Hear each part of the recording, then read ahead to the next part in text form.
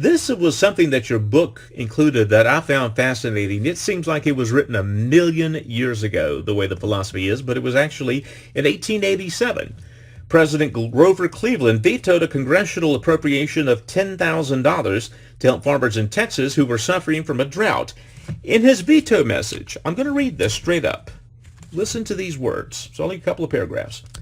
I can find no warrant for such an appropriation in the Constitution, and I do not believe that the power and duty of the general government ought to be extended to the relief of individual suffering, which is in no manner properly related to the public service or benefit.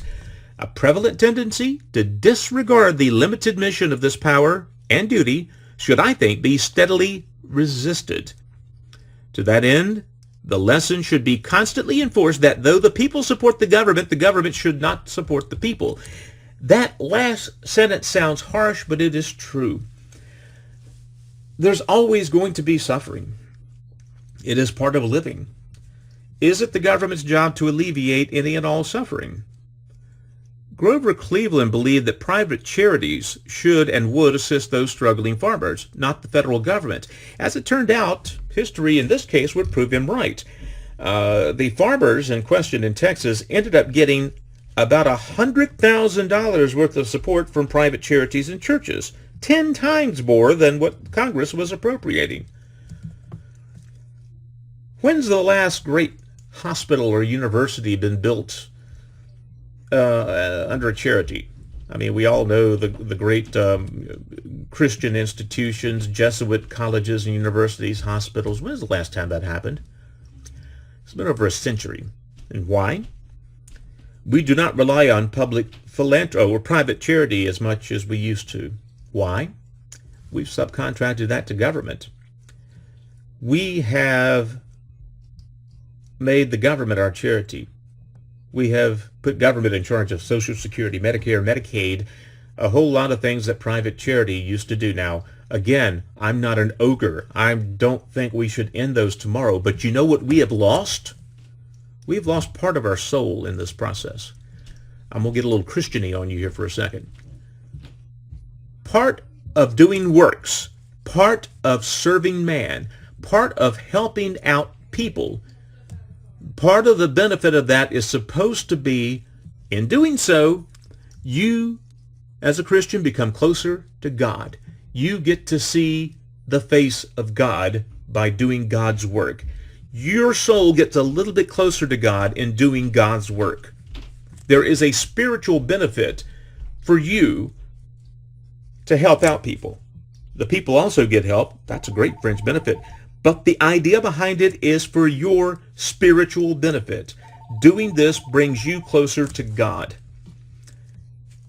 If you hired a subcontractor, in this case the U.S. government, to do that for you, what spiritual benefit are you getting? The answer is none. Now, that person is still over here getting helped, but you're getting nothing out of it as a giver. A good friend of mine is the director of student development at Everett University. They've had a long pipeline of students from Finland over the last 50 years, I guess. They had a big capital campaign at Everett where they're trying to raise money from alumni to, build this, that, whatever. And they decided, well, we got so many alumni in Finland, a couple thousand at least, including a former Finnish president. Let's travel to Finland and have a money-raising face-to-face with these guys. It was a spectacular failure. Want to know why? The people of Finland, nice, good folk, they have no concept of philanthropy. You may as well be driving in from Jupiter. Again, these are good people. But in their world, government takes care of everything. Now, more than half their income is taken to make that happen, but paying for a university, paying for a building or something, that's the government's job. And it just did not compute with them that they could take their money and time and resources and give it to an entity. That came through government. They're good people, but I think they've lost a little bit of their soul. I do think so. I think they exist to serve government, unfortunately. I mean, more than half of what they earn goes to government. I think, again, but my way of thinking, unfortunately, is dying out. We're becoming closer to Finland than we are further away.